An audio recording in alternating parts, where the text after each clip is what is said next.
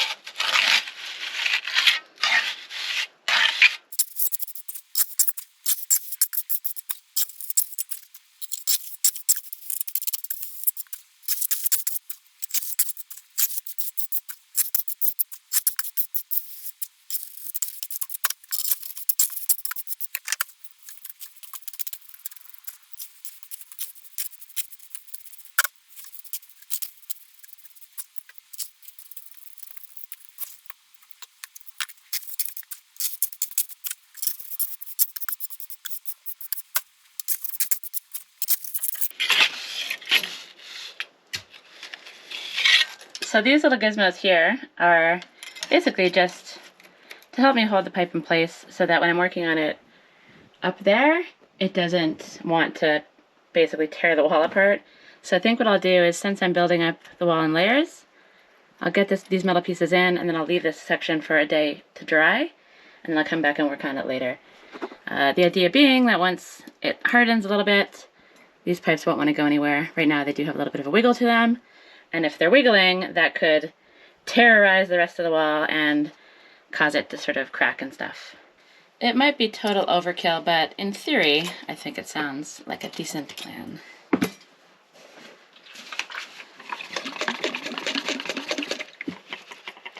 I definitely need to get a new one of these things. These things break so easily, and it's frustrating. But it's just hanging on for dear life, and it's getting the job done. To wet the wall, so that's okay. And I'll pick up another one of those next time I'm in town, I think.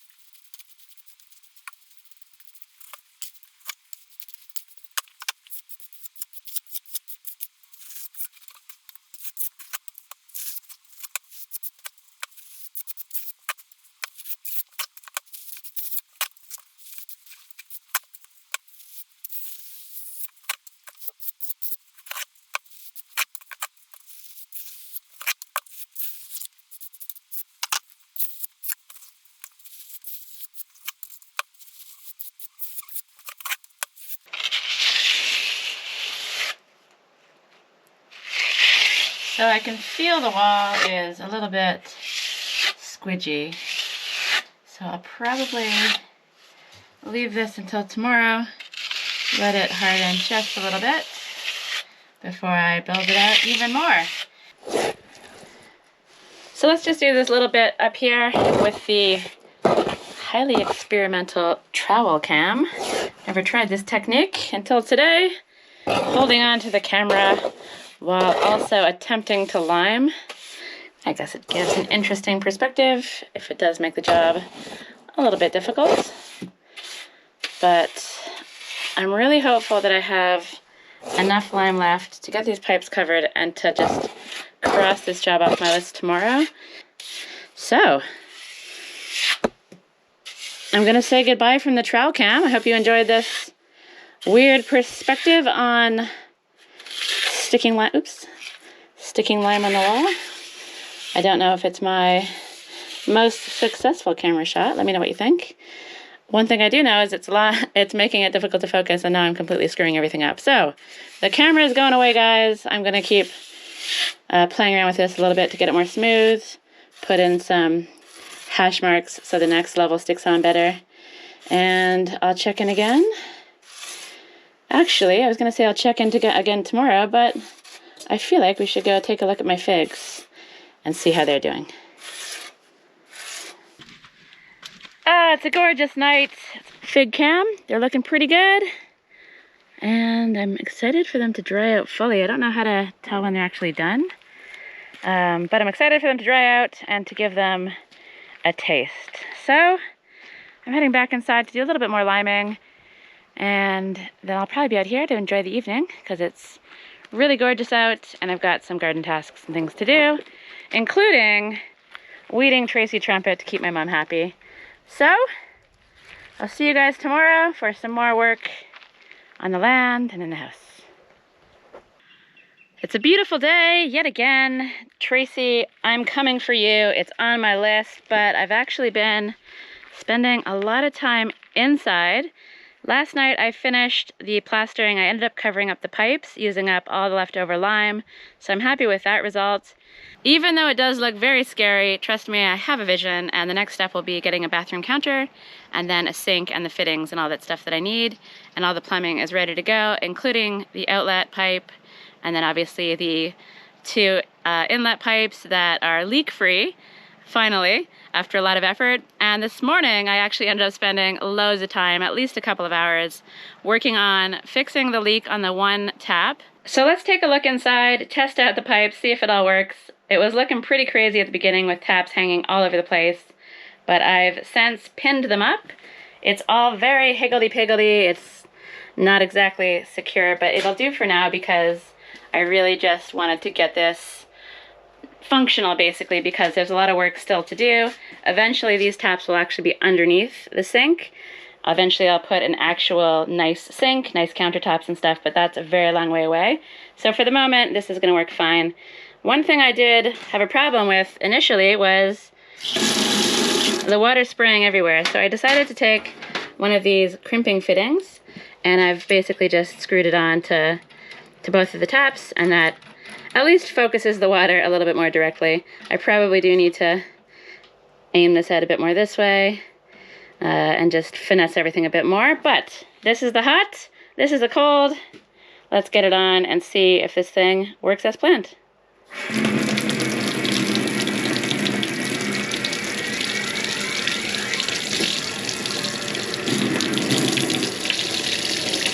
I can hear the pump going, I can hear the hot water thing firing, and I can feel the hot water. So that's a victory. And then we've got the cold water coming out with quite a bit of force, and then everything drains down to the outside. So I've got hot water inside the house in my shower and my kitchen sink, and it really is amazing, especially with winter coming and the cold weather. Previously I would come outside, fill up a pot of water, and then boil it on the stove, and when it's cold and rainy outside, you definitely don't want to be doing that. So it's an amazing improvement, and I'm really, really pleased. However, I've been working on this for a really long time, and I'm excited to get back outside, and I have several tasks to do today, starting with weeding Tracy Trumpet, and then we're going to get on to some other interesting things as well. So Tracy the trumpet flower is looking a little bit glum. She's trumpet flowerless, although there are plenty of flower, I don't know, flower pods, flowers, flower somethings ready to open, and I think she'll probably surprise me one day soon just by turning completely yellow. But she's not looking as happy as usual, possibly due to the weeds. So let's clear out the garden bed underneath Tracy Trumpet, make her happy, and more importantly, make my mom happy too.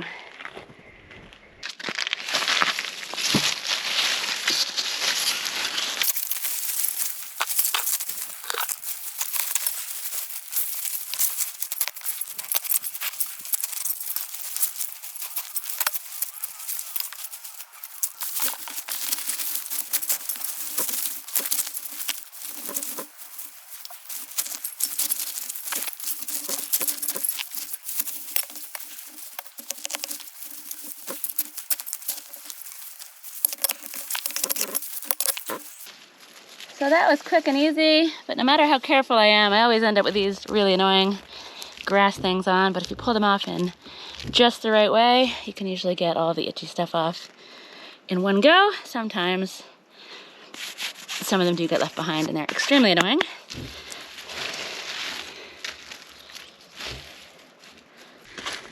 So Tracy's looking a little better.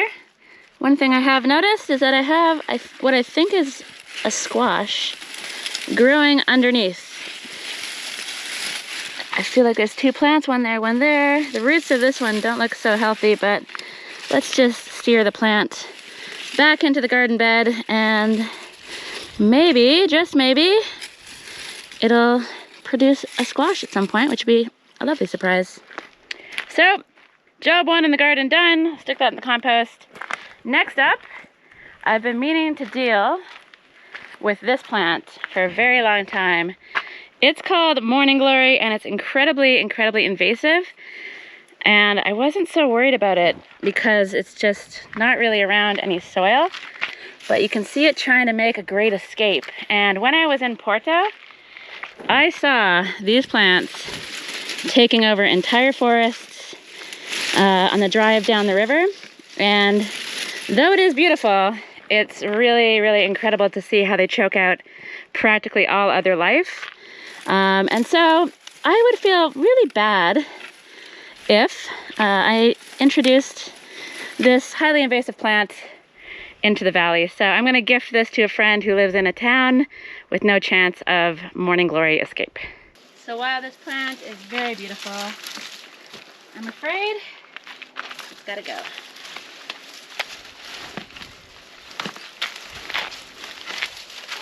Even if it doesn't seem like it wants to.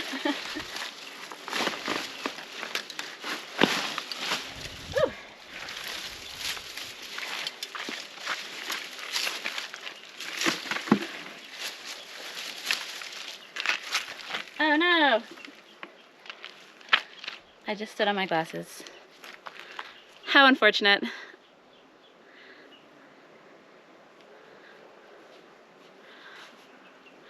That'll do for the moment.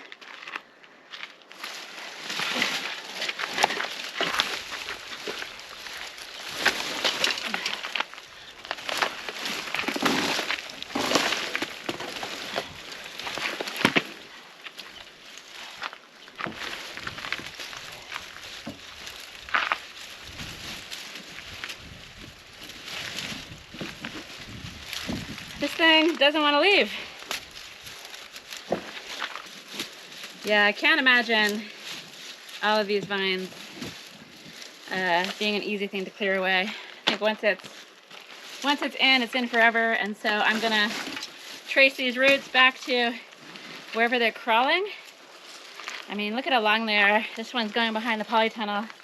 So I'm gonna basically investigate the ends of all the roots, make sure the plant hasn't taken root anywhere else, and banish this from my property to my friend's place.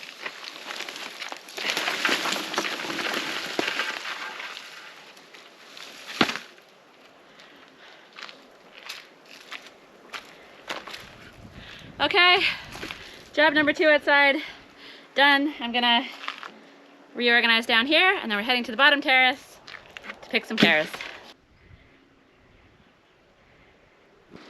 Okay, that's looking much better, and I feel a lot better about not causing the valley to be infested with morning glory. I also weeded in front of Tracy. I weeded a little bit in the garden, and I have a pile of weeds for the compost.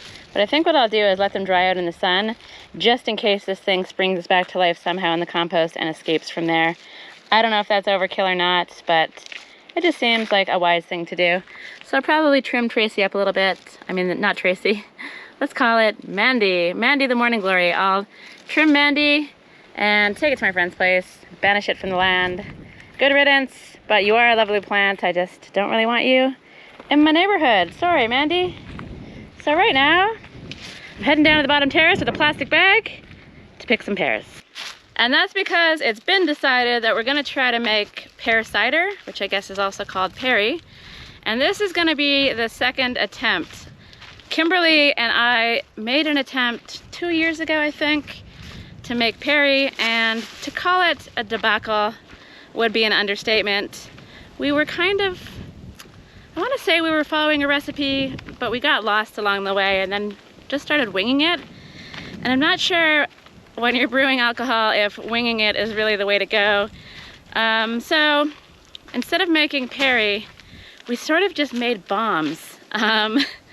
They needed to be burped all the time. A few of them exploded. It was a disaster, but we're feeling confident this time around because we've got the help of Sinead, and I feel like with the 3 of us putting our heads together, we can make it work this time, with the bare minimum being finding a recipe and actually sticking with it.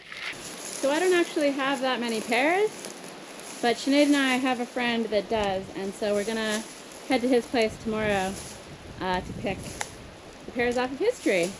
Sinead actually also has a gigantic pear tree, but the pears on her tree fell off before they were ready, which is actually what happened to this tree last year. It was completely packed with pears one day, or at least 1 week, and when I came back a little later, they were just completely gone.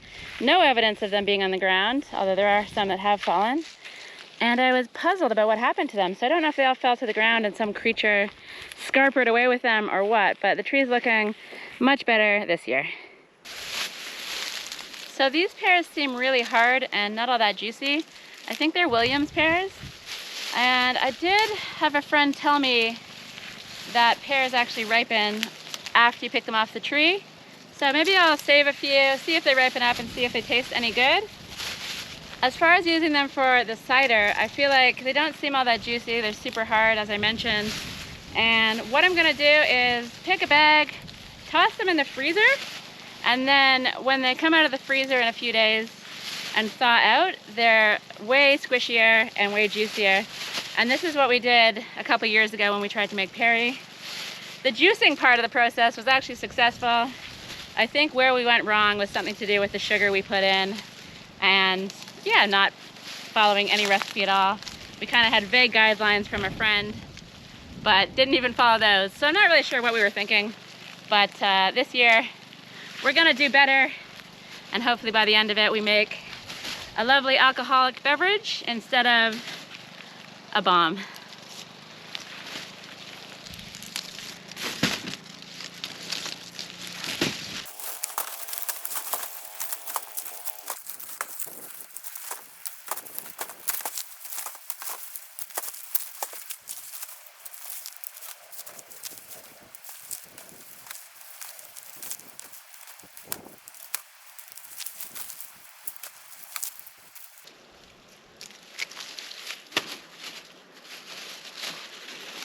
So that's a pretty good haul. This is really heavy. I hope we have space in the freezer. And now that all the pears are off the tree, I'm curious to see what the tree wants to do after I take this prop out. Maybe it's a horrible idea, maybe not, but I feel like it's time. I feel like the tree is ready. Hopefully it stays put. Yeah, so I'll give it a prune in pruning season, whenever that is, I forget. I think in the spring, but the tree is looking good. Producing lots of nice pears. I missed one. And hopefully these pears will produce a nice perry. Okay, so I've made some space in Sinead's freezer. Hopefully those get all nice and squishy once they defrost when we're ready for them. And while I'm in here, I thought I would take a look at Sinead's figs. She's been using the dehydrator setting on her Ninja oven, and these are looking pretty dehydrated. They're still sort of sticky, and they still feel like there's some moisture, but they smell amazing, and it's interesting to see her using a different technique. So we've got the juicer all ready to go, and we're basically gonna pick some more pears, and probably next week sometime Kimberly will come over, we'll squash it up, and begin the process of making pear cider. So I'm excited for that. But right now I've got lots of little errands to do, so I'm gonna say goodbye from today. I'll see you again tomorrow for some more work.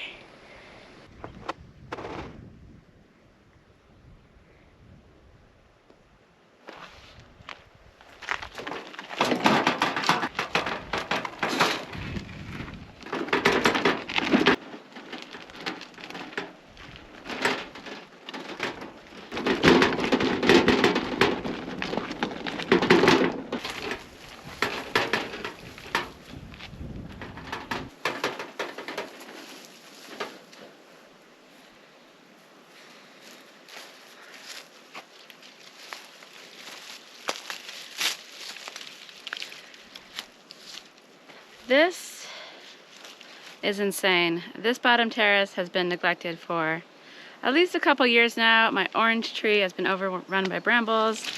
These grapes seem to want to take over my apple tree. There's a giant fennel. I've got a few of these all over the land, and I can't even see my well anymore. So I'm getting the big tools out. I've got the clippers, the tool of joy, I've got the strimmer, I've got some long sleeves on, I've got 2 pairs of gloves for each hand, and I'm just going in and I'm gonna tackle this disaster. But I know that once it's done, I'll feel very, very satisfied. So I'm gonna start in the extremo bramble zone around the orange tree, and then try to see if I can make my way into where the well is, and then eventually get to all the brambles behind the well, which is crazy in there. It's above my head. I don't know the last time I even walked in there or even looked in there. It's very frightening. So when you're dealing with brambles, you want some extra layers of protection, and I feel like my 2-glove option should hopefully do the trick. I've got the tool of joy, I've got the wheelbarrow to take the brambles away, and I have one very, very sad orange tree that I'm hoping I can free from the brambles and possibly bring back to life. All right, let's go.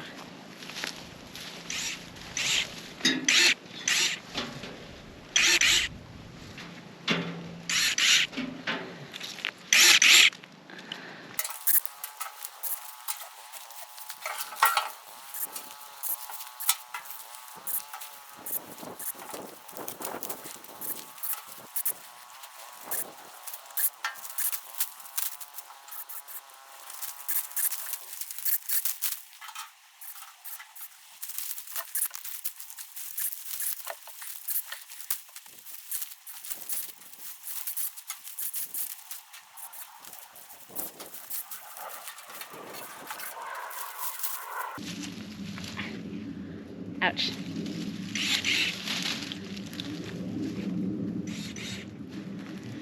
So these things are beasts. They'll jag you, they'll stab you, they'll wrap around you, and they're a nightmare. So I'm just cutting them into small pieces to try to prevent too much unruliness when they kind of just end up going around your arm or your leg and then becoming completely attached to you. Also, because of the way it's been left to wind around the orange tree, I feel like chopping it into small pieces is really the only way to do this. Luckily, I love this tool, as many of you know, and even though the brambles are awful, somehow trying to set this orange tree free finally seems like a noble effort.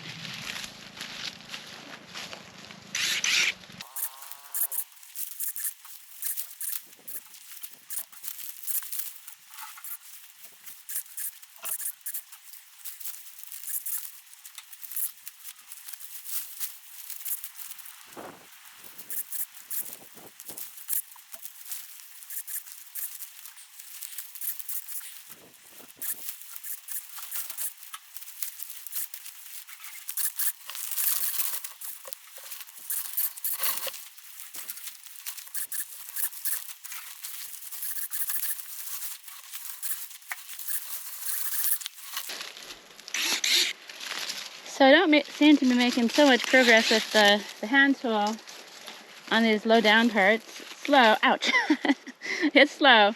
But the reason I'm using this instead of the strimmer is that I don't think my strimmer string can really go through brambles. It always breaks, it gets tangled. And so if I can at least thin them out a bit, maybe I can then come in here with the strimmer and try to free up some space around the orange tree. Because once you get through the brambles, it's basically just a lot of mint, which smells amazing. And yeah, when you strim a whole bunch of mint, it just makes my entire land smell minty. So I'm looking forward to that. But first, I have to clear away all of the thicker stuff.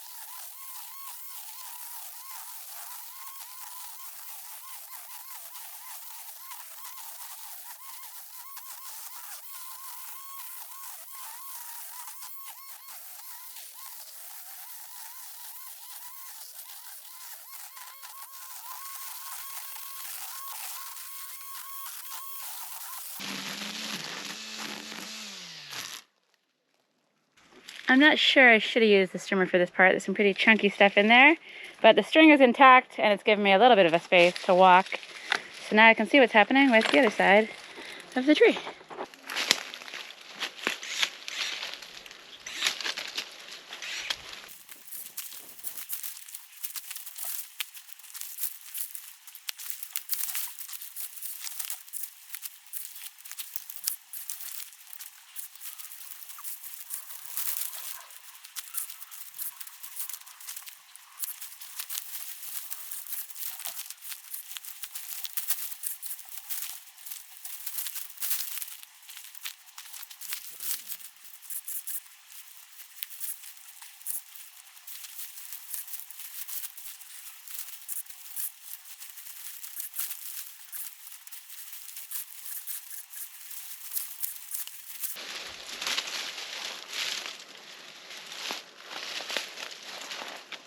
So the orange tree has been mostly freed.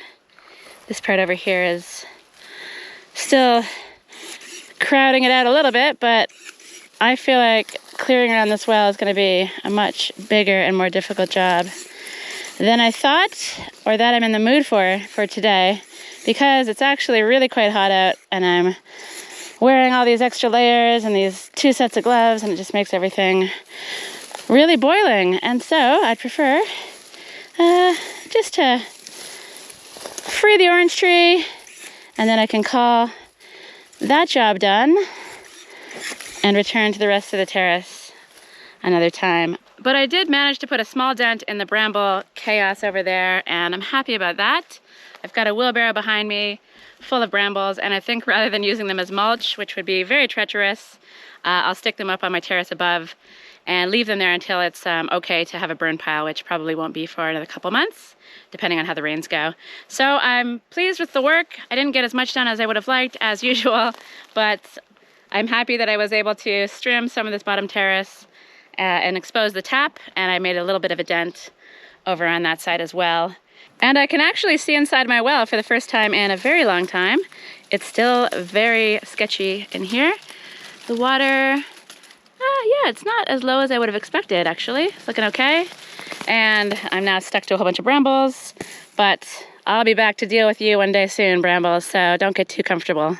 So I'm gonna end the video there, and I'm also gonna probably end my day of work. I've got some preparation to do for pear squeezing that's coming up in the next video, but I'm happy with how this orange tree looks. I'm very curious to see if it's gonna turn green again. It's been yellow for a while. I know I've been very bad to this orange tree, but I'm gonna hopefully stay on top of these brambles down here a little better than I have been. But I'm blabbing on. This video was packed with a whole bunch of different things. Some inside the house, some successes. Water in the house is amazing. No more leaks, and I'm really, really chuffed about doing that job, even though I still obviously need to connect the sinks. But having water in my kitchen is gonna be great. Plus lots of plant stuff, outdoor stuff, and just lots of fun stuff. I'm tired, I'm not making sense, so I'm gonna just say goodbye. I hope you enjoyed the video. If you did, please give it a like. If you haven't subscribed, please subscribe, and I'll see you in the next video.